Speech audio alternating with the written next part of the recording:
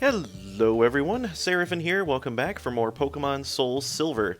When I last left you guys, we had done some side questing with the Ruins of Alph, doing some of those puzzles, or rather all of the puzzles really. And today we're moving on to explore the depths of Union Cave. This will be, I think, the last of my little side excursions, so to speak.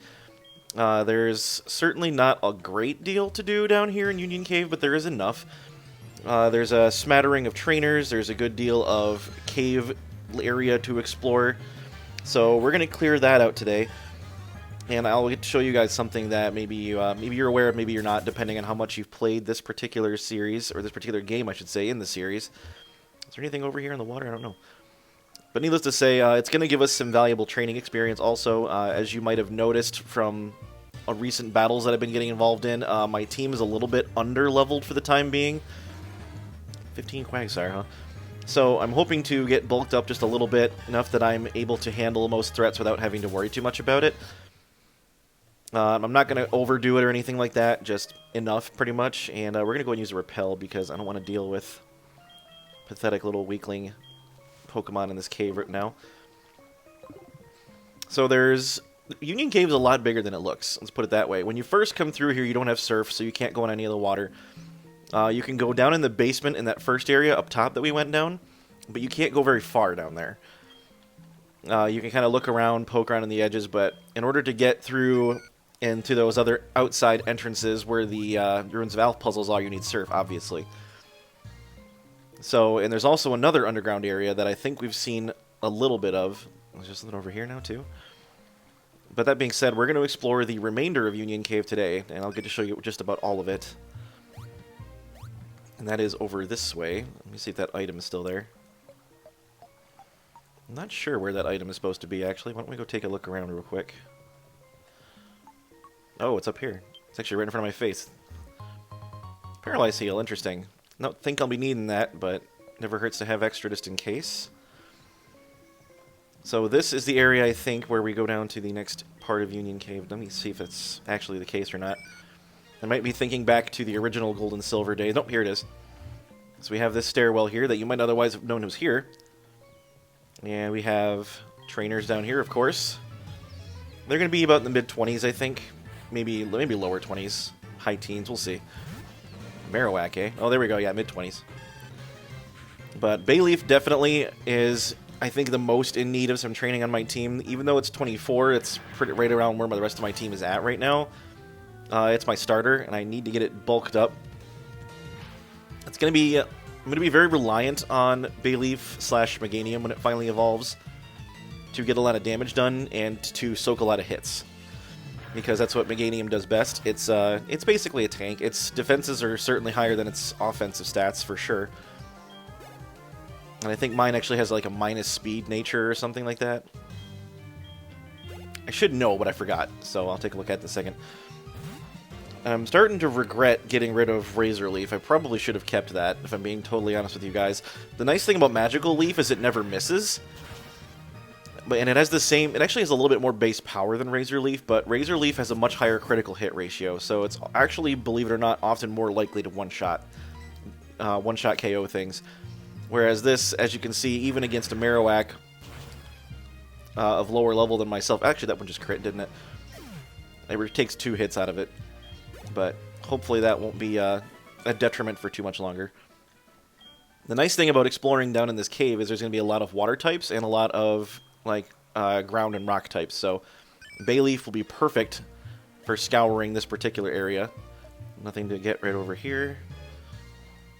Another trainer right here. So you got a couple of Pokemaniacs. And I think there's like cool trainers down here in the basement. Once we get one more level down, and I think they all have like Eevee evolutions, if I'm not mistaken, or something like that. A Kangaskhan, you say?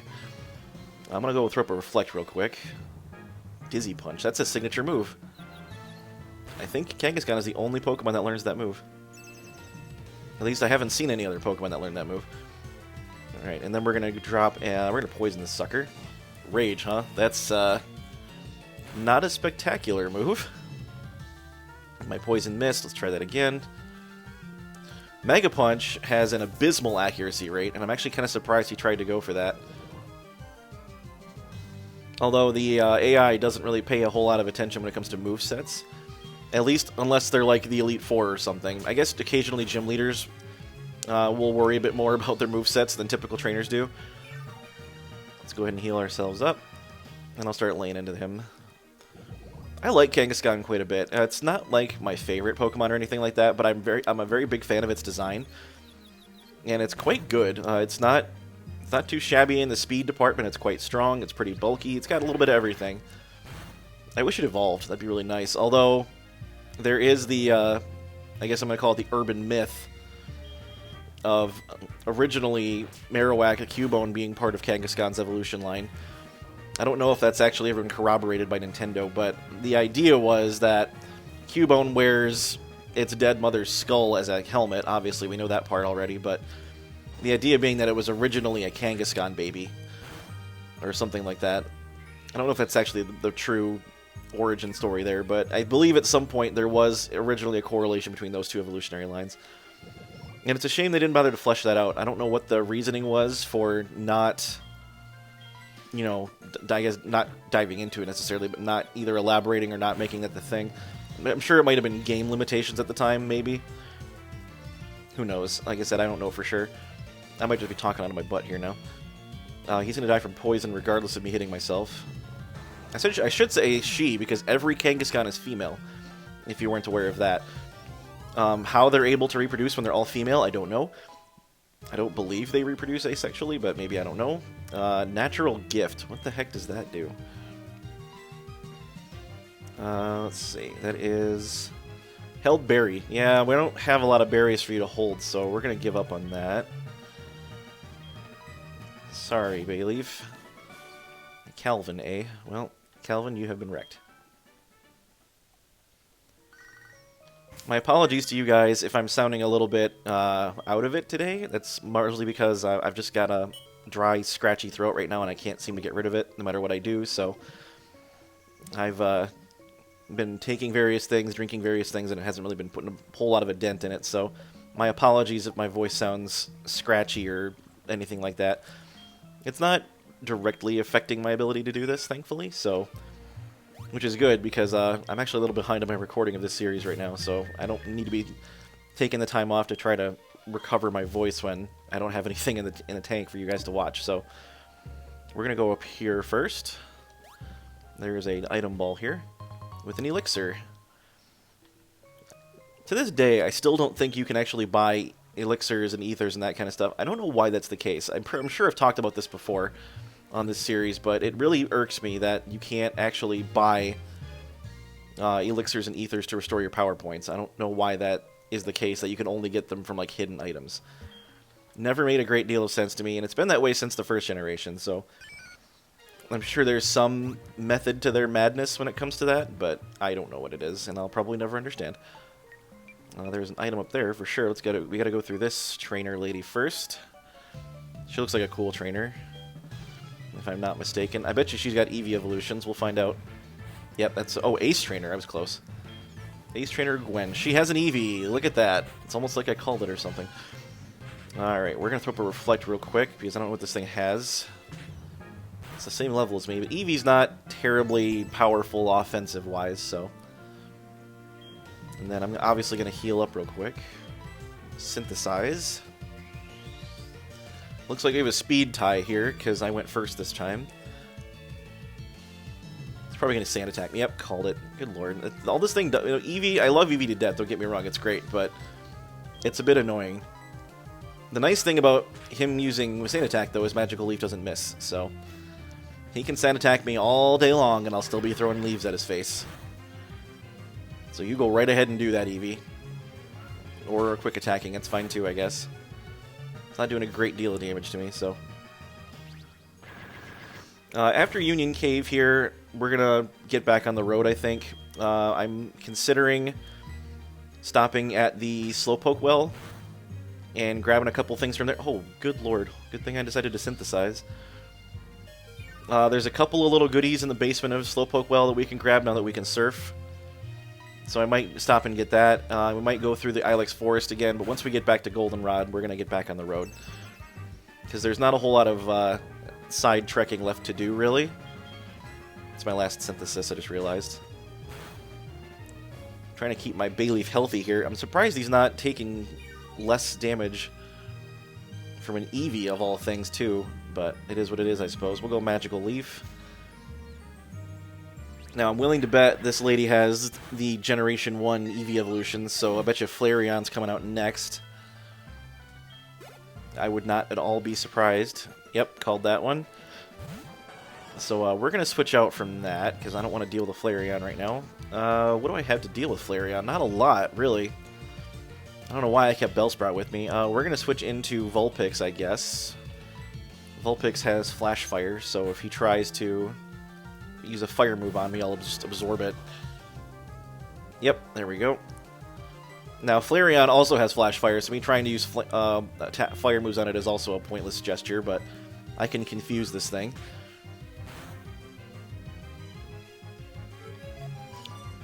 Confuserate it, and then I've got... What other toy do I have to play with? I can't burn it either, obviously, because it's fire type anyway, but... Quick attack, that's all I got. Well, better than nothing, I guess. Flareon's not known for being particularly bulky or anything. It's actually got very high attack stat, too, which is interesting, but not going to be of great consequence to me here. Hoping it hits itself at least one more time. There we go, look at that. Good job. Should be able to finish it off, as long as it doesn't one-shot finish me off now. Snap out of confusion, yep. Sand attack, of all things. I'm not really sure what the computer's obsession with sand attack is. Quick attack, I understand. That's actually a halfway decent move for Flareon to know, so... There we go, you're down. Sorry, bud. And I bet you out comes Vaporeon next. Yeah, assuming that this person has all... Yep, look at that, see? Now, I might have known that ahead of time subconsciously, but I haven't played through this area in a very long time. Certainly not in this version. I've actually played the original Gold and Silver more recently than I've played this one. And that may sound strange to you guys, but I honestly think I prefer the originals better. And I know that's bizarre, because there's been a lot of improvements made to this particular remake, and I will give it that. It is a very, very good remake. And I certainly appreciate all of the Generation 4 mechanics that it updated to. But when it comes to playing through the original Gold and Silver, you really can't beat it. It's so good. It's arguably the best Pokemon games, in my opinion. With these remakes being very close. I actually liked X and Y quite a bit, too. I'm sure I've said that already before, but X and Y I was a big fan of. Basically, even-numbered generations, so far, my favorite. And Gen 1, obviously. Gen 1 was good. Everybody likes Gen 1, though, right? I don't think that's a controversial opinion that everyone likes Gen 1. Jolteon, eh? I like Jolteon quite a bit. We're going to go ahead and Reflect up again, though, just in case. Although this thing primarily has special moves, so Reflect might be a useless gesture. I would not be surprised if he paralyzed me either. But we're going to go ahead and Poison him. I don't really have anything to deal with electric types either, do I? I need a good ground type on my team. I have a plan for that, but it's going to be some time before I can get one. There really aren't a lot of good ground types to be had in the early goings of this particular generation. Electric resists grass, doesn't it? Or is it vice versa? Yeah, I'm resisting him. I don't know if he resists grass, though. No, he does not. He's neutral to it. So I can take him down with one more of these. I'm actually going to take the turn to heal and let the poison finish him off. Let's go Sody Pop. That'll put me to... That'll be full health. A little 5-point overkill, but that's fine.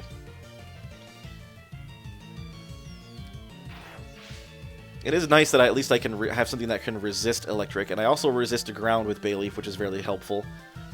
Grass is, I think, I'm sure I've said this a billion times on here, but grass is a very underutilized type, and I like it a lot. It's by far my most frequented type for starter Pokemon. I think 4 out of the 7 generations I use the grass starter. So Bulbasaur, Turtwig, Rowlet, and Chespin. Yeah, so 4 out of the 7. And only one generation I use the water starter, that's Generation 2, because I'm not normally a big fan of the water starters. I don't know what it is. Piplup is okay. I like Piplup a lot too, but... And Oshawott. I use Oshawott in Gen 5, I think. It's been a while since I've played Gen 5. I didn't really get into Gen 5 when it first came out. It took me a little after the fact for me to play through that one. The story was quite good, though. I was actually a big fan of what they did with the story in Generation 5, but there was some mechanics as far as the gameplay was concerned that I was not as big of a fan of. Certainly, was not a big fan of the battle sprites. I think they were just a little bit too animated, if that makes any sense. They were just constantly moving and doing weird stuff, and it just looked a little wonky. And I'm sure I'm going to catch flack for saying that, but I, quite honestly, just wasn't that big of a fan. Rain Dance, huh? Well, if he had any fire moves, he's not using them now. I don't really know what kind of moveset Poliwhirl in that line gets as far as anything, really. I know they get like Hypnosis and Rain Dance and Body Slam and Double Slap and that kind of a deal, but speaking of Body Slam, I don't know what sort of like water moves they get.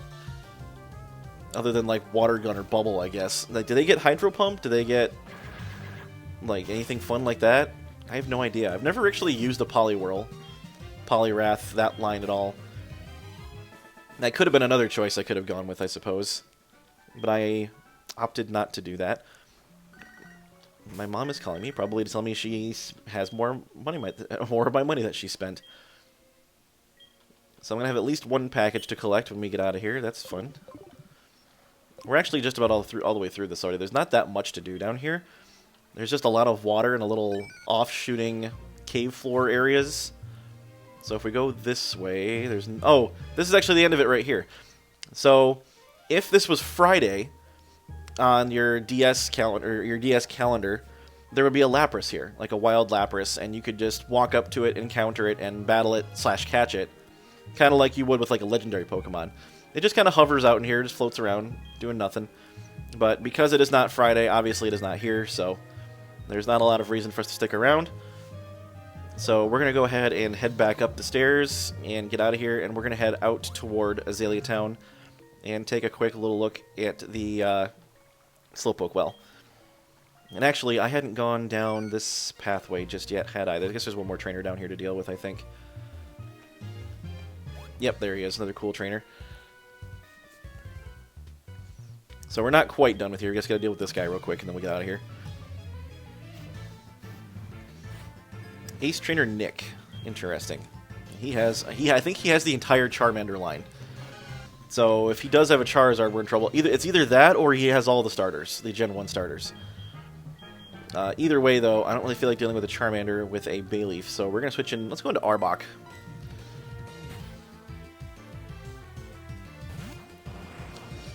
You know, I was very confident in that Arbok would be a good contender once he evolved, and unfortunately, he hasn't quite proven that to me yet.